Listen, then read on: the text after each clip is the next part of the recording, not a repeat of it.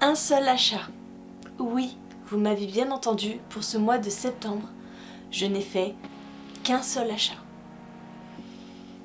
J'en suis la première choquée. Peut-être que ma boulimie livresque s'est finalement calmée, hein, parce que clairement les 2 derniers book hauls étaient énormes. Ne vous inquiétez pas, j'ai quand même d'autres livres à vous présenter.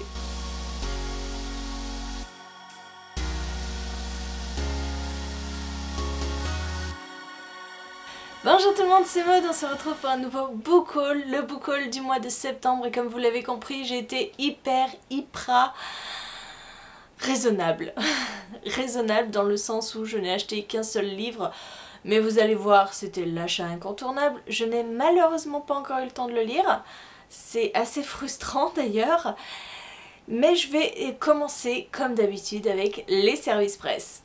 J'avais oublié de vous le présenter au mois d'août, je l'ai reçu fin août de la part de l'auteur lui-même. Il s'agit d'un e-book avec Play Death, le jeu de la mort de Patrice Lessinas, c'est de l'auto-édition et j'ai déjà lu ce livre. Vous venez juste de le voir en chronique là dimanche, il est paru juste dimanche, mon avis.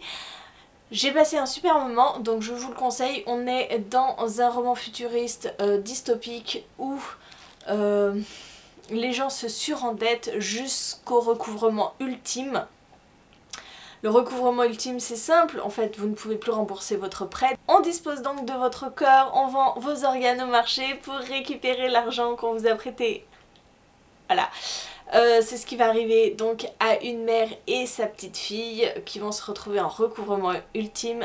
Avec de la chance, elles vont tomber sur le gars qui n'a absolument aucune envie de s'occuper de ce dossier, qui les efface de ce recouvrement et qui part en fuite et qui va s'inscrire à Play Death, le jeu de la mort. Et voilà, il y a beaucoup d'histoires après ça qui s'entremêlent. Donc je vous conseille vraiment ce livre parce que c'était vraiment très bien. On continue avec les services presse et l'Archipel qui m'a envoyé La remplaçante de Michel Frances. Vous avez déjà eu mon avis dessus. Si ce n'est pas le cas, si vous ne vous en rappelez pas, je vous remets la vidéo en barre d'infos. C'est une histoire où nous suivons Carrie qui va prendre un congé maternité pour accoucher de son enfant. Elle a plus de 40 ans, elle a une super carrière, sauf que quand elle voit arriver la personne qui va la remplacer, elle commence à ressentir de la jalousie, à se dire que cette remplaçante va peut-être lui prendre plus que son job. Et voilà, c'était un très bon thriller psychologique. Donc n'hésitez pas à aller voir ma chronique. Toujours chez l'Archipel, j'ai reçu Jamais tu ne me quitteras de Chevy Stevens. Je n'ai pas encore lu ce livre donc je ne peux pas vous en parler précisément. Je sais juste qu'on est avec une femme qui a quitté son mari, sa famille pour partir s'exiler dans une petite ville près de Vancouver. Sauf que elle commence à se sentir espionnée, suivie. Donc sûrement que son passé va ressurgir. De chez Bayard, j'ai reçu cette énorme brique qui fait presque 800 pages je crois, ou qui dépasse les 800 pages. Qui dépasse les 800 pages, et il s'agit de Idealis de Christopher Paolini, paru chez Bayard.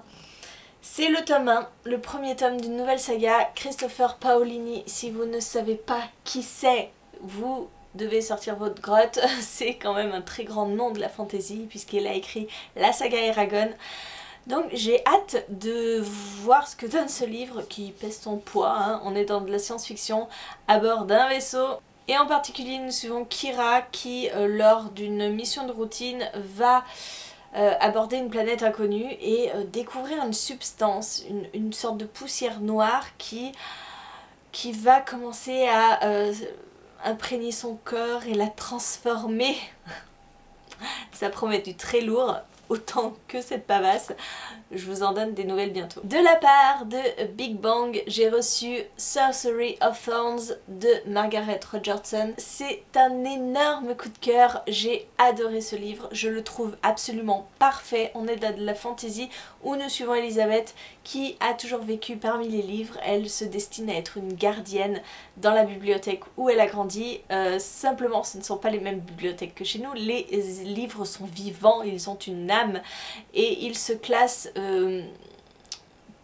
parmi Une catégorie de 0 à 10 selon leur dangerosité, et lorsque un grimoire de puissance 8 va tout détruire dans sa bibliothèque, elle va se retrouver acculée et soupçonnée d'avoir libéré ce grimoire par le Magisterium, les sorciers, et de là va partir une histoire dingue. C'est un one shot, je ne peux que vous le recommander parce que je l'adore ce livre, il me hante encore plusieurs jours après que je l'ai fini, même plusieurs semaines on va dire maintenant, et c'était tellement bien. J'ai reçu de la part de 404 éditions Ordo de Anthony Combrexel. Vous avez déjà aussi eu ma chronique dessus. On est un petit peu dans le même genre que Sorcery of Thorns. Nous avons des démons, des puissances démoniaques, et là on va partir dans une sorte de mafia, une famille qui gouverne l'Ordo, et les 5 héritiers qui vont se mettre en tête de voler la couronne de l'ancêtre, du patriarche de l'Ordo qui vient juste de mourir. C'était aussi très très bien. J'ai eu d'excellentes lectures durant ce mois de septembre, et voilà, je vous recommande d'aller voir aussi la vidéo pour Ordo. De la part de Scrineo, j'ai reçu Le Drakkar éternel de Estelle Faye. C'est aussi une de mes lectures de septembre. Il sortait le 1er octobre, et nous sommes dans une mythologie nordique. Il y en a trop peu pour que ce soit vraiment souligné. On est avec 2 jeunes enfants, alors c'est des ados, hein, ils sont au collège, qui vont partir en balade sur l'eau à bord d'un petit bateau. Ils vont se retrouver en plein milieu d'un brouillard, et là, de ce brouillard va sortir un drakkar. Leur bateau va chavirer, ils vont être obligés de monter sur ce drakkar, et ils vont découvrir que l'équipage et le bateau sont maudits, et que pour déjouer cette malédiction, et que pour eux pouvoir sortir de cette malédiction, ils allaient devoir parcourir les 9 îles qui représentent les 9 mondes de la mythologie nordique. Midgard, Asgard, Niflheim, ce genre de nom, Yggdrasil, tout ça. C'était vachement bien aussi, hein, quand je vous dis que j'ai eu des très très bonnes lectures. Pour un premier pas dans la mythologie nordique, c'est très bien fait, c'est assez court, pas très développé, mais on ne s'ennuie pas, et c'était une excellente lecture. De chez Scrineo, j'ai reçu tout juste Les Sentinelles de Pangea de Jocelyn F. Keller. Alors je sais pas si c'est Jocelyn, je ne sais pas. On est dans un roman de fantasy où une étrange maladie semble se propager. On va essayer de comprendre son origine avant qu'elle ne consume la population et les animaux du monde. Je n'ai pas encore lu ce livre, il sort le 15 octobre si ma mémoire est bonne, mais voilà, il me reste moins de SP à lire maintenant. On a un petit peu passé la grosse vague de SP, mais il m'en reste encore, donc je vous donne des nouvelles très bientôt de ce livre. Et enfin, je vais quand même vous parler de mon seul et unique achat, et ça n'étonnera absolument personne. Je me suis acheté, oui, La 9e maison de Leigh Bardugo, paru chez De Saxus. Voilà, l'objet livre est magnifique, hein, je l'ai pris en hardback.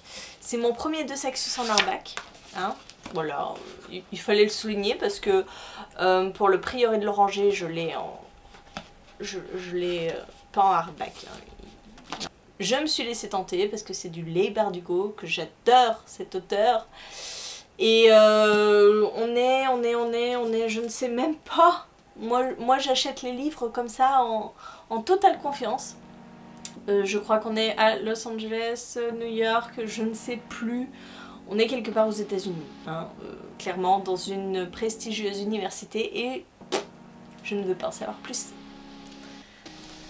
Voilà, c'est tout pour ce book haul du mois de septembre. Très peu d'achats, beaucoup de réceptions. J'espère que la vidéo vous a plu. N'hésitez pas à me dire en commentaire si vous aussi vous avez craqué pour des livres que j'ai présentés. Pour d'autres, n'hésitez pas, dites-moi tout. Et moi, en attendant, je vous fais des gros bisous. Je vous souhaite une très bonne journée, de très bonnes lectures. Je vous dis à très bientôt pour une nouvelle vidéo.